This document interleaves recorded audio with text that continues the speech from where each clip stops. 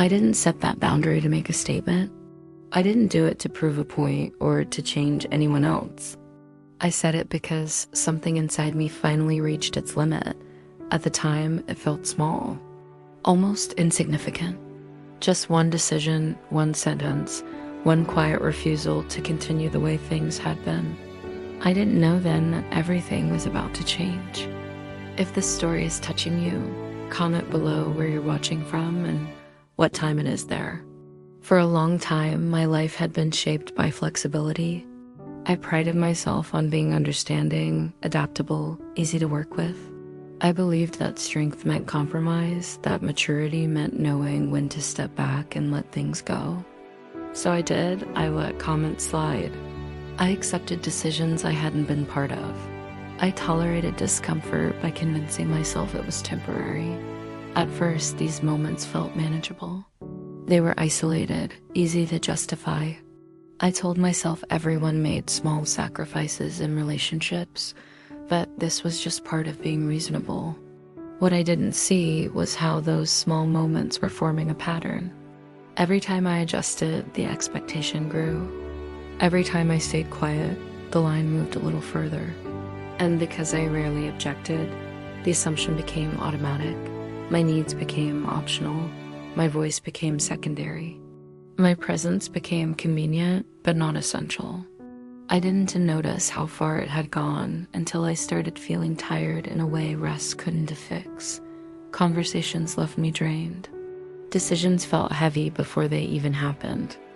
I realized I was constantly bracing myself. Bracing for assumptions, bracing for disappointment, bracing for the moment I would once again be expected to adapt. The moment that changed everything didn't arrive dramatically. It came quietly during a conversation that felt painfully familiar. He was explaining something he had already decided. His tone was calm, confident, final. He spoke as if my agreement was a formality, not something to be earned. I listened, nodding automatically, already preparing the usual response. The softened version of my truth that kept things smooth. But something interrupted that reflex. Clarity, not emotional clarity, not anger. Just a calm, steady awareness that I didn't agree and that I didn't want to pretend I did. I waited for him to finish. When he paused, I felt the familiar pressure to respond quickly, to fill the silence, to reassure him that everything was fine. Instead, I took a breath, and I said, "That doesn't work for me." The words felt heavy as they left my mouth, not because they were harsh, but because they were honest. He looked at me, surprised. For a moment, he smiled, as if I had misspoken or misunderstood him. "What do you mean?" He asked. "I mean, I'm not comfortable with that," I said. "I won't do it." The room shifted. It wasn't dramatic. No raised voices. No immediate conflict. But the energy changed in a way I could feel in my body. He responded the way he always did, explaining, reframing, minimizing. He told me why it made sense, why it wasn't a big deal, why I was probably overthinking it. Normally, that would have been enough to pull me back into agreement. But this time, I didn't move. "I understand your point," I said calmly. But my answer is still no. That was the boundary. One sentence, one clear line. I didn't argue. I didn't justify. I didn't apologize. I simply stopped adjusting. For a moment, he didn't know how to respond. He wasn't used to resistance that didn't come with emotion or explanation. He expected negotiation, not finality. The conversation ended without resolution, no agreement.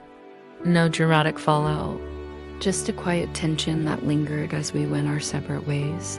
Later, when I was alone, doubt rushed in. Had I gone too far? Had I created unnecessary conflict? Would this decision come back to hurt me? These questions were familiar. They were the same ones that had kept me flexible for so long. But beneath them was something new, relief. I realized I wasn't replaying the conversation to find my mistakes.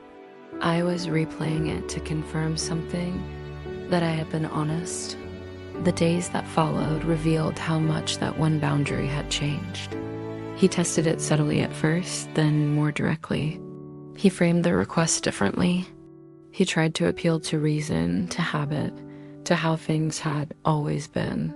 Each time I responded the same way. No, that still doesn't work for me. I'm not changing my mind. I didn't feel strong saying it. I felt steady. And that steadiness altered everything. The dynamic we had relied on, where I absorbed discomfort to keep things smooth, no longer functioned. Without my flexibility, the pattern collapsed. I noticed changes in myself first. I stopped rehearsing conversations in my head. I stopped anticipating reactions that weren't mine to manage. I felt present in a way I hadn't in a long time. I wasn't on edge anymore. That one boundary created space. Space to think, space to feel, space to choose. And with that space came clarity. I began to see how often I had been the one holding everything together by bending myself. How much energy I had spent maintaining peace at my own expense. Setting that boundary didn't make me difficult. It made me visible. Not everyone reacted well. Some people grew distant, others became defensive. A few tried to frame my change as selfishness or rigidity. I let them, because I finally understood something important. When people benefit from your lack of boundaries, they will resist the moment you create one. That resistance wasn't proof I was wrong. It was proof something had shifted. I didn't explain myself endlessly like I used to. I didn't rush to repair discomfort. I allowed silence to exist without filling it. And in that silence, something powerful happened. I felt grounded. I felt present. I felt like myself again. Everything didn't change overnight. Relationships don't transform instantly just because you set one boundary. But the direction changed. The way I spoke changed. The way I listened changed. The way I showed up changed. And once that happened, there was no going back. That single boundary became a reference point, a reminder that I didn't have to earn the right to feel comfortable, to be considered, to say no. If you're rewatching this and you've been afraid to set a boundary because you think it will change everything, you're right, it will, but not in the way you fear. It won't make you colder. It won't make you cruel. It won't make you unrecognizable. It will make you honest. I set one boundary, and everything changed.